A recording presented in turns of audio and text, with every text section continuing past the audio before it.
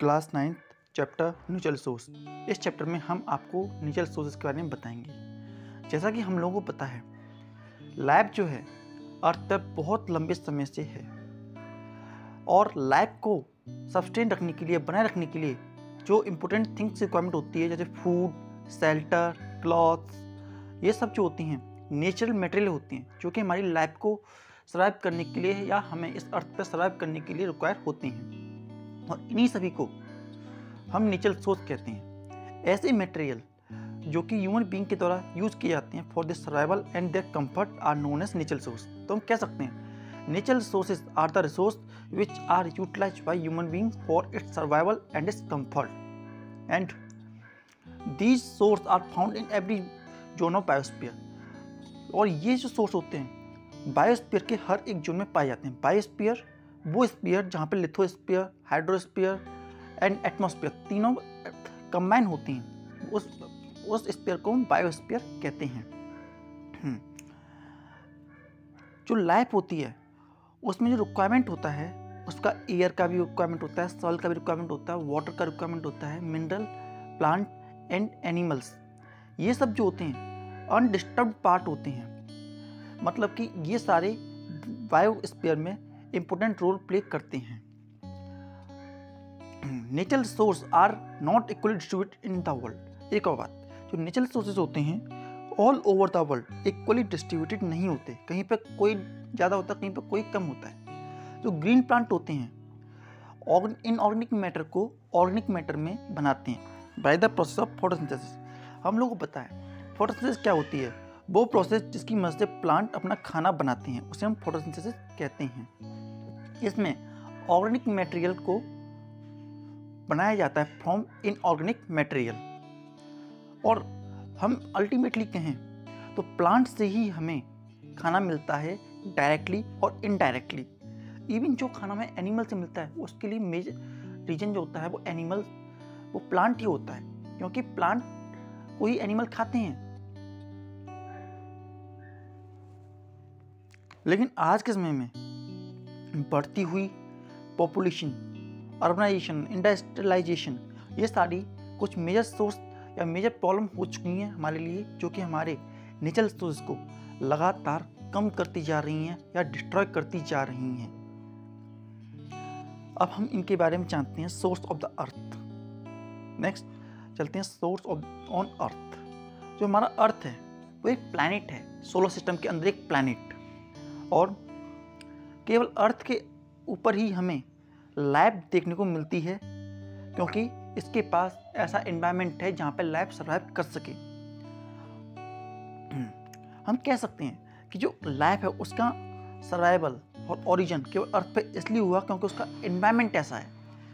Origin and survival of the life is only due to the environment present on the earth. और इतना ही नहीं, even then the life is present only in certain area. इस सब के बावजूद भी लाइफ जो होती है हर जगह प्रेजेंट नहीं है। Life certain area of earth पर ही प्रेजेंट है। And various type of organism जो होते हैं, अलग टाइप के ऑर्गेनिज्म होते हैं, अलग अलग एनवायरनमेंट में रहते हैं on the basis of their favourable condition. जो कंडीशन उनके लिए सबसे ज़्यादा अच्छी होती है उसी एनवायरनमेंट में वो रहते हैं। हमने अपनी अर्थ को 3 कंपोनेंट में डिवाइड कर रखा है। पहला एटमॉस्फेयर, सेकंड लिथोस्फेयर और थर्ड हाइड्रोस्फीयर। एटमॉस्फेयर क्या होता है? एटमॉस्फेयर को हम कह सकते हैं gases envelope of the earth. It is made up of gases cover that surround the 2 remaining component. जो गैसेस कवर होता है जो कि एटमॉस्फेयर को कवर कर रखता है, दैट इज लिथोस्फीयर, हाइड्रोस्फीयर इसके द्वारा कवर होती हैं। Second lithosphere. लिथोस्फीयर जो होता है सॉलिड में component of the earth crust को रिक्वायर करता है, जैसे कि रॉक, मिनरल्स, लैंड मासेस, ये सब जो होते हैं लिथोस्फीयर के कैटेगरी में आते हैं। Next hydrosphere.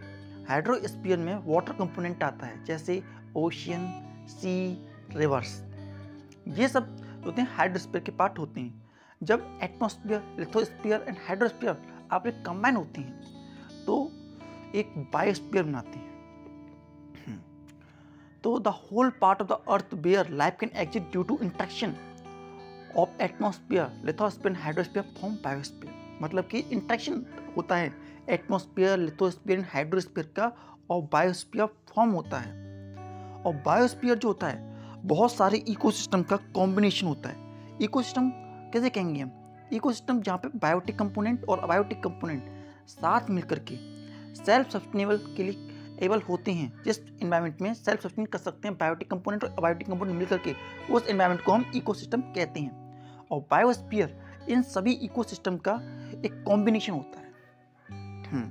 Biotic component living component होती हैं इकोसिस्टम के, और abiotic component non living component होते हैं जो जिंदा नहीं होते हैं। Element and compound form the body of living organism constantly go into the non living part. Mean to say element और कंपाउंड एक समय के लिए बायोटिक होते हैं फिर अबायोटिक होते हैं। मतलब से एक जैसे कि हम एक समय जिंदा होते हैं और एक समय मर जाते हैं, तो हमारे कंपोनेंट होते हैं जो पहले जिंदा और अबायोटिक में आते हैं, और फिर उसके बाद में जब हम जिंदा काम कर रहे होते हैं तो वो बायोटिक कंपोनेंट में आ जाते हैं।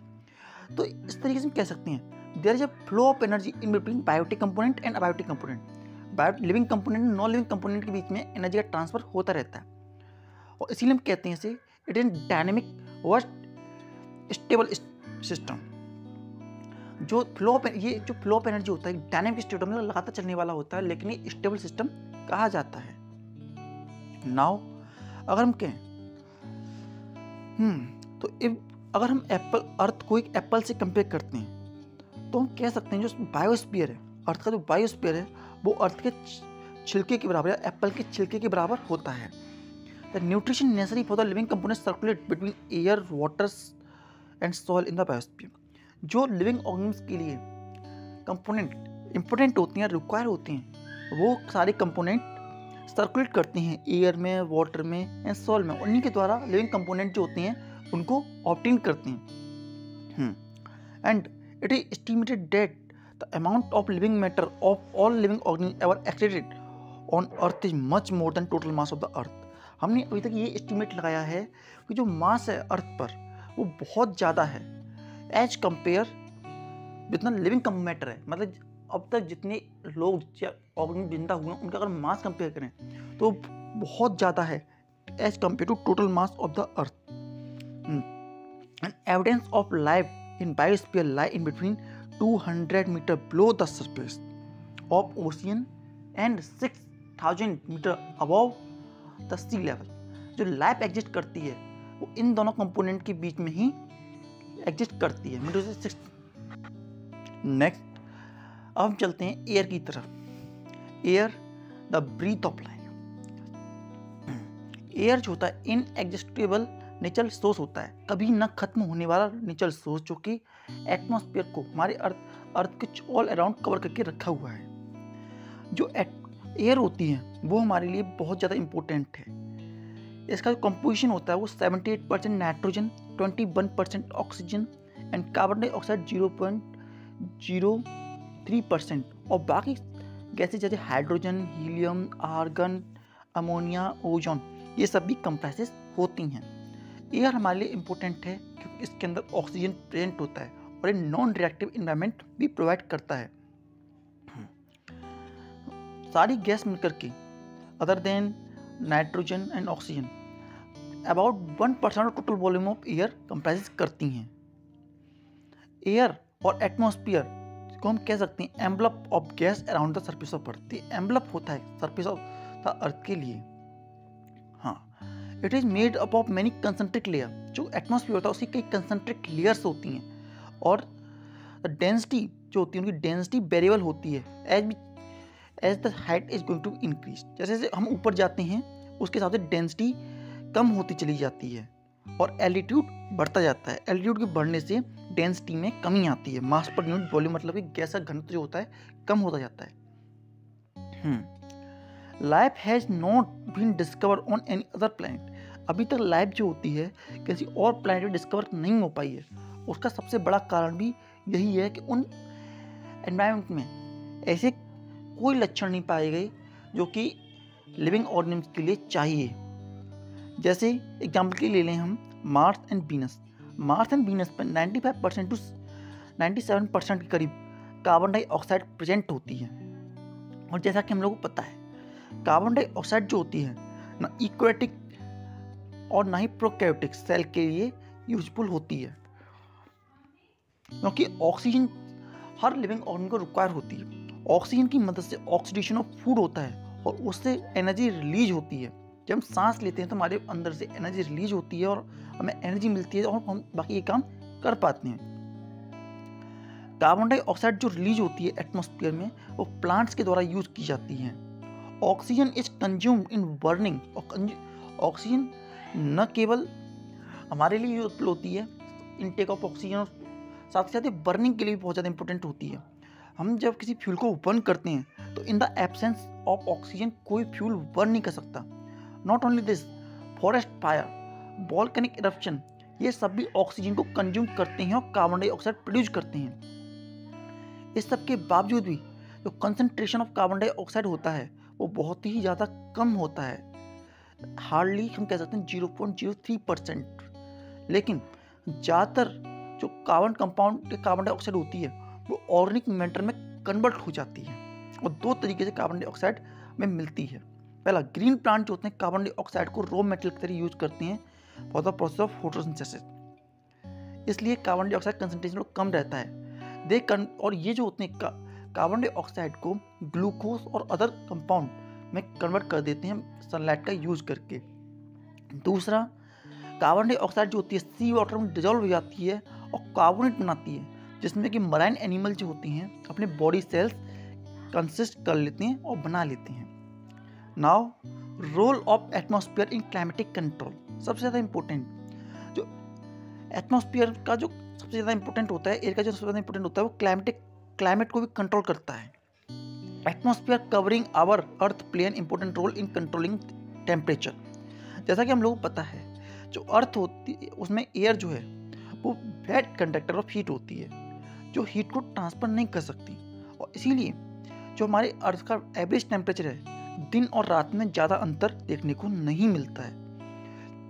और इसी वजह से जो हमारा एयर है और एटमॉस्फेयर है वो हमारे अर्थ के एवरेज टेम्परेचर को बनाए रखता है। सडन इंक्रीज इन टेम्परेचर और sudden decrease in temperature during day और नाइट नहीं होने देता है। It slow down the rate of escaping of heat into outer during night hour, मतलब रात के समय में वो ज़्यादा मात्रा में हीट हमारी अर्थ से बाहर निकल जाए, इससे रोकता है, और इसी समय में ना दिन में भी वो इसका अपोजिट करता है। नाउ हम एक एग्जांपल लेते हैं, जैसे कि मून। जो मून होता है उसके पास कोई एयर नहीं होती, इसीलिए उसके सरफेस पे हमें वेरिएशन बहुत ज़्यादा देखने को मिलता है। दिन में बहुत ज़्यादा टेम्परेचर होता है एज कम्पेयर टू नाइट। जैसा हम temperature on moon vary from -190 degree Celsius to -110 degree Celsius, ये बहुत ज़्यादा होता है क्योंकि मून के पास कोई एटमॉस्फेयर नहीं होता। इस वजह से इतना ज़्यादा टेम्परेचर में हमें चेंज देखने को मिलता है। Now, movement of air. हम चलते हैं एयर के मूवमेंट पे। जब एयर मूवमेंट करती है तो उसे हम विंड कहते हैं। जब वो स्लोली मूव करती है तो उसे ब्रीज बोला जाता है, कूल ब्रीज, और जब उसकी थोड़ी स्पीड बढ़ती है तो उसे विंड कह दिया जाता है। These all change are result in occurring in our atmosphere. ये सारे जो चेंजेस होते हैं वो हमें अपने एटमॉस्फेयर में देखने को मिलते हैं। It is due to the heating और cooling of air and formation of water vapour. Heating of water body like river, lake, ponds result in formation of water vapour. और यही जब एयर जो होती है एक जगह से दूसरी जगह मूव करती है तो रेन लेकर के आती है। रेन कैसे? सपोज कीजिए एक एरिया पर जहाँ पर गर्मी बहुत ज़्यादा होती है, हीट बहुत ज़्यादा होती है, तो वहाँ की एयर हॉट हो जाती है, गर्म हो जाती है, और एक एरिया की जो एयर होती है वो थोड़ी सी कूल हो जाती है क्योंकि वहाँ का एरिया कूल है। तो एक एरिया हॉट बन गया और एक एरिया कूल हो गया, तो एक हॉट एरिया और कूल एरिया के बीच में एयर का ट्रांसफर होने लगता है और यही एयर के बीच का मूवमेंट का कार्ड बनता है। अब देखिए, जब वाटर का एरिया है तो वहाँ पे वाटर भी उड़ता है उसके साथ साथ। जैसे कि अगर सन पड़ रहा है लेक्स पर, रिवर्स पर, पॉन्ड पर, पूल पर, तो वो वाटर वेपर भी प्रोड्यूस करता है। तो वाटर वेपर प्रोड्यूस करता है तो एक जगह से दूसरी जगह वो वेपर उड़ते हैं और वो वेपर अपने साथ वाटर लेकर के जाते हैं, और जहाँ पर वो कंडेंस हो जाते हैं वहाँ पे बहुत सारे छोटे छोटे वाटर की ड्रॉप मिलकर के एक बड़ी ड्रॉपलेट बनाती हैं और वहाँ पे बारिश करा देती हैं। साथ ही साथ activity of living organism also at the paper formation. न केवल रिवर लेक्स उनकी वजह से होते हैं, साथ ही साथ जो ऑर्गेनिज्म होते हैं या प्लांट या ऑर्गेनिज्म होते हैं उनके बॉडीज में से भी कुछ वाटर वेपर प्रोड्यूस होती हैं, जो कि लेकिन स्लो अमाउंट में होती हैं, लेकिन प्रोड्यूस होती हैं, जो कि एटमॉस्फेयर में मिक्स होती हैं। Now radiation reflect back the bed lands and water body heat up atmosphere. Now hot air rise up from the heated land and water. The land get heated much faster than water. जो जमीन होती है वो पानी के comparison में ज़्यादा गर्म होती है दिन के समय, इसीलिए दिन के समय जो हवा होती है सी टू लैंड चलती है, लेकिन वहीं रात के समय जो हमारी लैंड होती है वो जितनी जल्दी गर्म होती है उतनी जल्दी ठंडी भी हो जाती है, लेकिन जो हमारा वाटर बॉडीज होती हैं वो जितनी जल्दी गर्म होती हैं, जितनी धीरे से गर्म होती हैं उतनी ही देर से ठंडी भी होती हैं। इसीलिए रात के समय में सी टू लैंड नहीं जाता, लैंड टू सी डायरेक्शन हो जाता है। इसे हम एक तरीके से समझा सकते हैं low pressure to high pressure. Movement of air from high to low pressure region create wind. और ये देखिए सी टू लैंड जाने पर एक जगह हाई प्रेशर हो जाता है और दूसरी लो प्रेशर हो जाता है, और हॉट एयर जहाँ पर होती है मीटू से लैंड के ऊपर लो प्रेशर होता है और सी के ऊपर हाई प्रेशर होता है, और यही हाई प्रेशर और लो प्रेशर जो होता है विंड के फ्लो करने का कारण बनता है और यही विंड को फ्लो कराता है। And it is why air flow from sea to land during day time and why air flow from land to sea during night time. It is only due to change in temperature or time period taken during the heat rate। जिस तरीके से ये सी और land के बीच में होता है उसी तरीके से और भी कई जगहों पर अनइक्वल हीटिंग होती है एटमॉस्फेयर की और डिफरेंट पार्ट में, और यही रिजल्ट करती हैं कि एयर मूव करती है। इसके अलावा भी और भी कई फैक्टर्स होते हैं जो रिस्पॉन्सिबल होते हैं for the movement of air, like as rotation of earth जो होती है रोटेट करती है, लोकेशन ऑफ द माउंटेन की लोकेशन भी इंपैक्ट करती है for the movement of air, presence of Himalayan tribe the flow of wind flowing from south to north wind flow करती है, हिमालयन माउंटेन इसमें रिस्पॉन्सिबल होती हैं। Now next point is rain. अब हम थोड़ा डिटेल में समझते हैं रेन कैसे होती है। रेन कराने के लिए जो मेन कारण होता है वो हमारी हवा होती है। अब हम समझते हैं कैसे। दिन के समय जो वाटर बॉडीज होती हैं वो सन के कांटेक्ट में आती हैं और सन उन्हें हीटअप करता है और वाटर जो होता है इवोपरेट होने लगता है। और जैसा कि भी हमने आपको बताया था वाटर न केवल सी से होता है, प्लांट और अदर ऑर्गेनिज्म के द्वारा भी वाटर एडप्ट किया जाता है। कुछ रिवर्स कुछ लेक्स ये भी वाटर को इवोपरेट करती हैं और वाटर इवोपरेट होकर के एटमॉस्फेयर में जाता है। इसी तरीके से जो हवा होती है उसे एक जगह से दूसरी जगह पर लेके चली जाती है और एयर में जाकर के वाटर वेपर एक्सपेंड हो जाते हैं और एक्सपेंड होने पर ये कूल होने लगते हैं। एक्सपेंशन पे आमतौर पे कूलिंग होती है और कॉन्ट्रैक्शन में हीटिंग। इन्हें हम एडियाबैटिक चेंज कहते हैं और या आइसोथर्मल चेंज भी होते हैं, उनको सबको हम आगे पढ़ेंगे। हम due to cooling of air, और इसी वजह से जब कहीं पे हम जाते हैं तो एयर जो होती है कूल होने लगती है, हवा जो होती है ठंडी हो जाती है और हवा की ठंडी होने की वजह से जो वाटर वेपर्स होते हैं वो स्मॉल ड्रॉपलेट में कन्वर्ट होने लगते हैं और ये स्मॉल ड्रॉपलेट एक साथ मिलती हैं और एक छोटी सी वाटर ड्रॉप बनाती हैं और वो वाटर ड्रॉप जो कंडेंस हो जाती है और कंडेंसेशन होता है तो वो एक एरिया पे जाकर के बारिश के रूप में बन जाती है। कई एरियाज में हमें स्नोफॉल भी देखने को मिलता है। स्नोफॉल हमें उस एरिया में देखने को मिलता है जहाँ पे टेम्परेचर बहुत ज़्यादा कम होता है। ऐसे एरिया में जहाँ पर टेम्परेचर बहुत ज़्यादा कम होता है वहाँ पे वो बर्फ़ जो होती है या बर्फ़ की फॉर्म में या आइस की फॉर्म में कन्वर्ट हो जाता है और फॉल होता है और हम कहते हैं रेनफॉल हो रही है। दीज वाटर ड्रॉपलेट में कन्वर्ट टू स्नो, सिल्ट और hail when air temperature go down sufficiently. Mean to say जब टेम्परेचर बहुत ज़्यादा डाउन हो जाता है तो ऐसी कंडीशन में ड्रॉपलेट जो होती हैं स्नो के फॉर्म में, हेल के फॉर्म में देखने को मिलती हैं। Depression in the Arabian Sea और bay of Bengal cause rain in some areas. ये भी रेन होने का कुछ कारण होते हैं। अब देखिए, हमने देखा एयर हमारे लिए कितना ज़्यादा इम्पोर्टेंट होती है, इसलिए हमें अपनी एयर को बचाना चाहिए। नेक्स्ट